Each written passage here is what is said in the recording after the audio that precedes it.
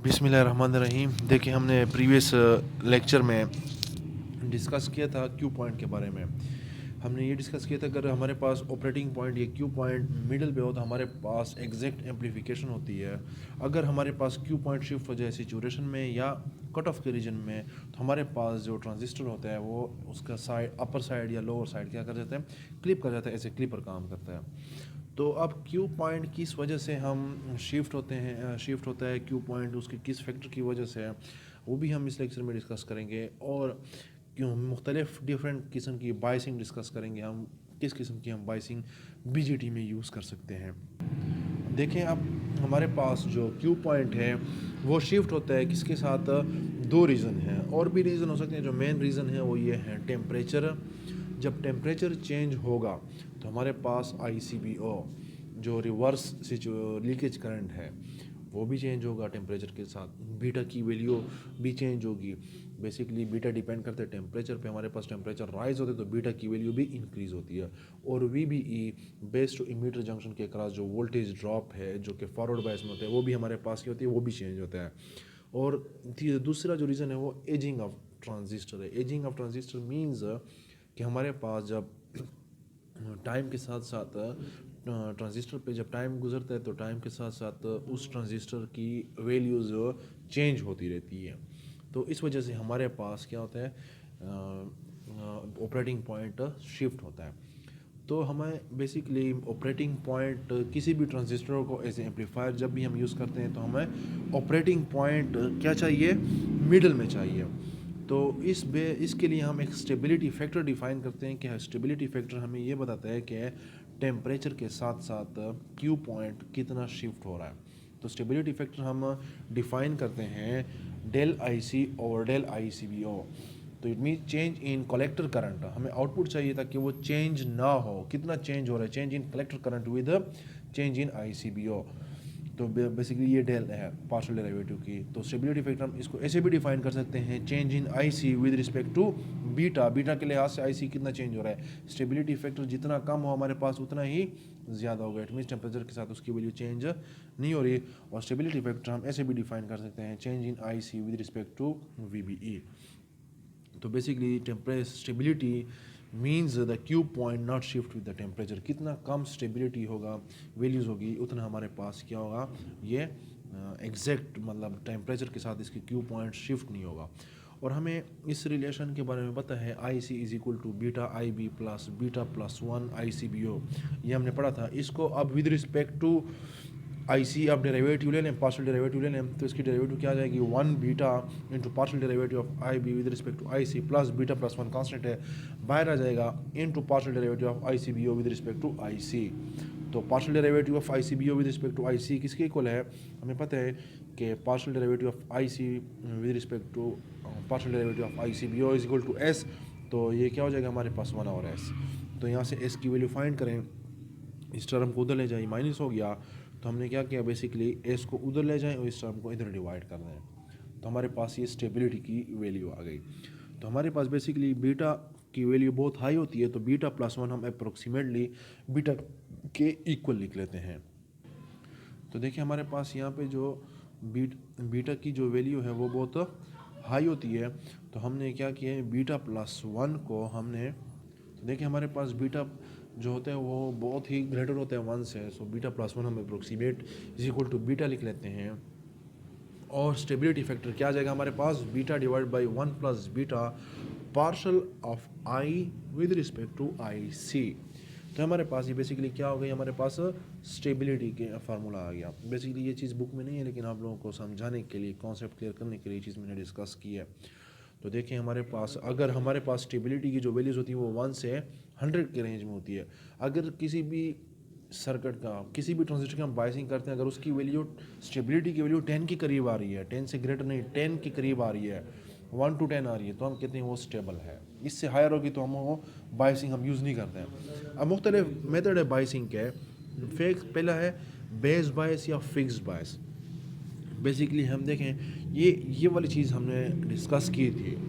ये वाला सर्किट हमने काफ़ी पढ़ चुके हैं, काफ़ी हम इसको सॉल्व कर चुके हैं। लेकिन इसका डिसएडवांटेज क्या था, हमने 2 बैटरीज यूज़ की हैं। 2 बैटरी की बजाय हम 1 बैटरी यूज़ कर सकते हैं क्या किया हमने, आरसी के साथ वीसीसी लगा दिया और इसको भी मैंने इसके साथ कनेक्ट कर दिया। ये देखें सिंगल बैटरी यूज़ की है मैंने सिर्फ। तो यहाँ पे हमने सिर्फ सिंगल बैटरी यूज़ की, तो डबल बैटरी हमारे पास काफ़ी कंज्यूम में कॉस्ट ज़्यादा होती है।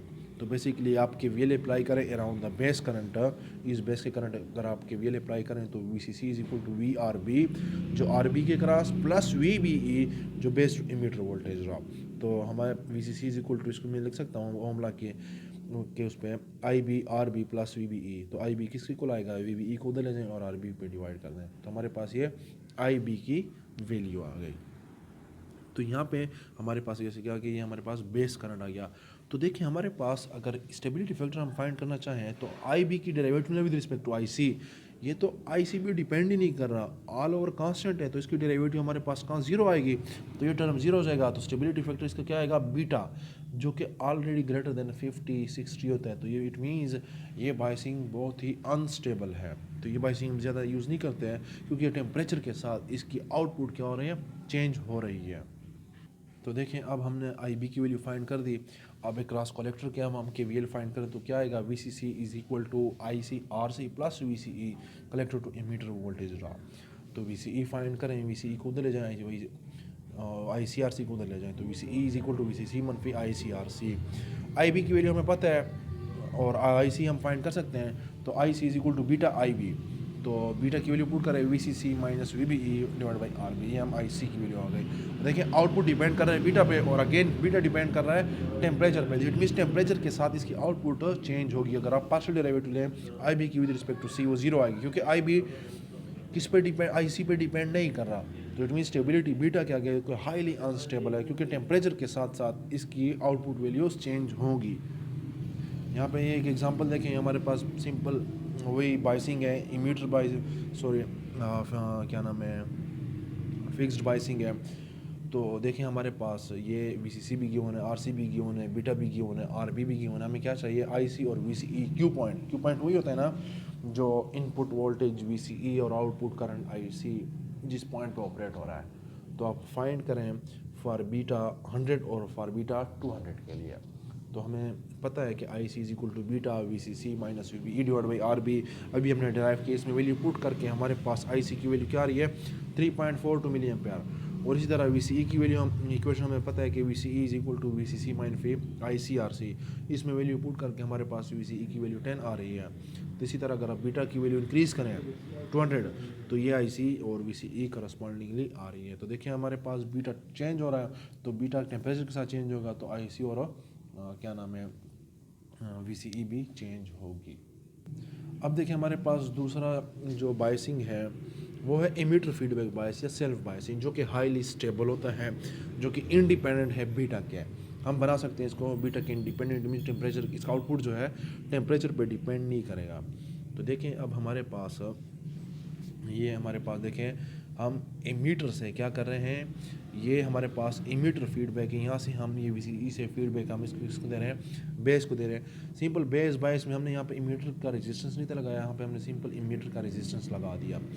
तो देखिए हमारे पास इस लूप के क्रॉस अगर हम के वी एल अप्लाई करें यहाँ से लेकर यहाँ तक, ये वाला लूप, तो क्या आएगा, V C C is equal to I B R B plus V B E plus यहाँ पे करंट क्या है I E is equal to I E R E, क्योंकि वी सी सी की वजह से जो करंट उधर जाएगा वो आई बी, इधर जो करंट आएगा वो आई सी। तो इसके क्रॉस के वी एल अप्लाई करें, सो करंट आ रहा है आई बी आर बी, ये voltage drop plus V B E base to emitter plus I E R E, ये voltage drop is equal to V C C. तो ये आ गया।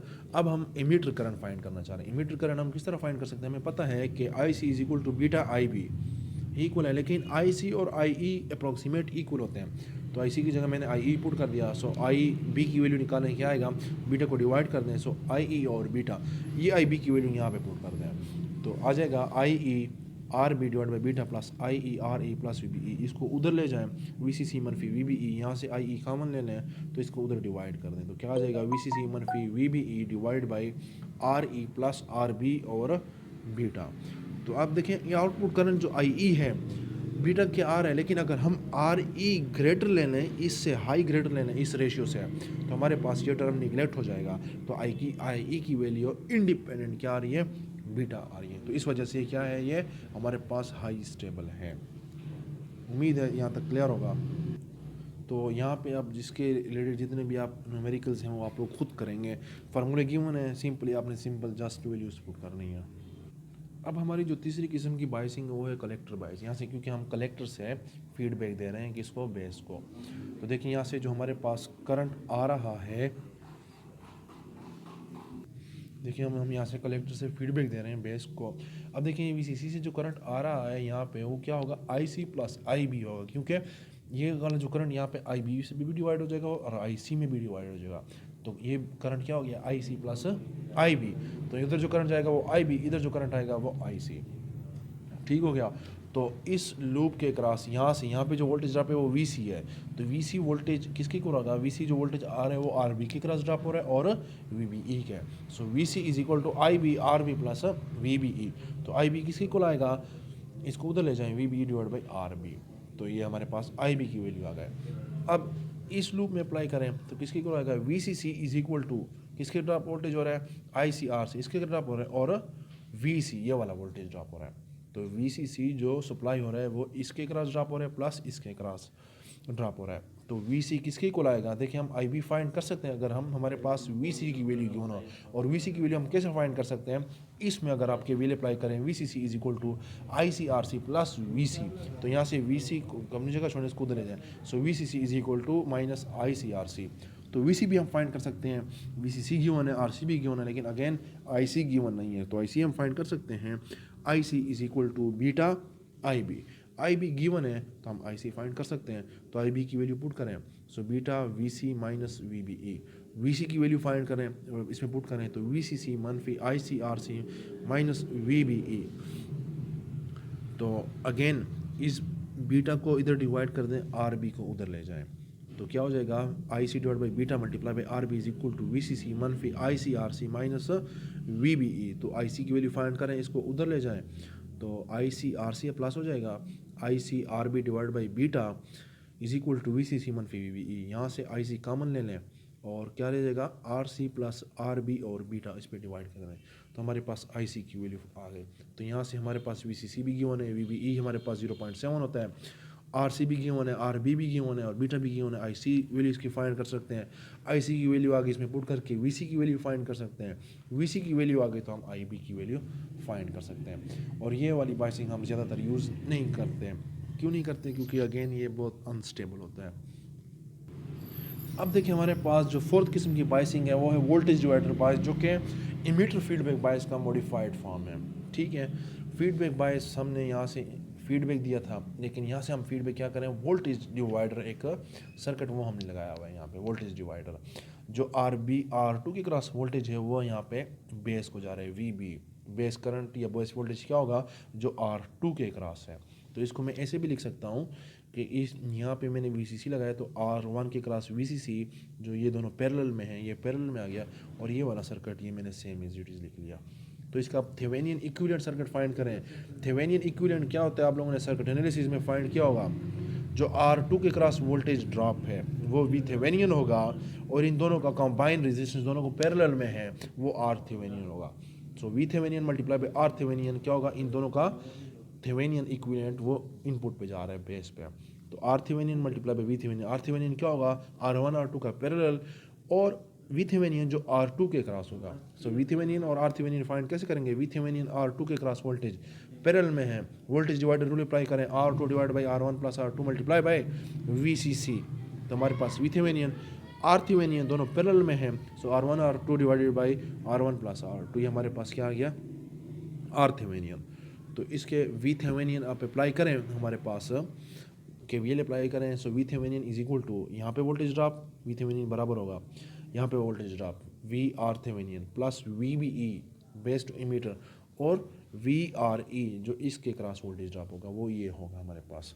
तो इसमें अगर ओम लॉ अप्लाई करके वैल्यू पुट करें तो हमारे पास क्या आएगा, तो देखिए हमारे पास पुट करें I B R Thevenin plus V B E plus I E R E, Ohm law पे मैंने अप्लाई किया। Again I E is approximately to I C, again I E is equal to beta I B. तो इसमें उसकी I B की value find करें ये आ जाएगी, बीटा पे डिवाइड हो जाएगा, आई बी की वैल्यू आ गई, इसमें पुट करें। So V Thevenin is equal to I E beta multiply R Thevenin V B E I E R E. इन दोनों टर्मों को अपनी जगह छोड़ दें, वी बी ई को उधर ले जाएं, तो इसमें से मैंने आई ई कॉमन ले लिया है, तो इसको डिवाइड कर दें। So I E is equal to V Thevenin minus V B E divide by R E plus R Thevenin divide by beta. तो अगर देखें हमारे पास आर ई इस रेशियो से अगेन ग्रेटर हो, तो आर ई क्या होगा हमारे पास ये हो जाएगा, ये टर्म ड्रॉप हो जाएगा, तो I is again is independent of the beta, तो हम इसको निगलेक्ट कर सकते हैं। तो ये हमारे पास मोस्ट प्रैक्टिकल बायसिंग है, वोल्टेज डिवाइडर बाय, जो कि हर जगह यूज़ होता है, मोस्ट इंपॉर्टेंट बायसिंग है, ठीक है। इसी पे सेम न्यूमेरिकल्स हैं, आप लोगों ने सिंपल बस वैल्यू पुट करनी है। अब पीएनपी के लिए जस्ट वोल्टेज डिवाइडर बायस थोड़ा सा डिफरेंट है, वो आप लोगों का असाइनमेंट वो आप लोगों ने खुद करना है। इसके साथ साथ ये चैप्टर नंबर 5 ख़त्म हो गया। अब चैप्टर नंबर 5 तक आप लोगों का इंशाल्लाह मिड होगा। किसी को कोई क्वेश्चन हो तो वो कमेंट सेक्शन में पूछ सकता है।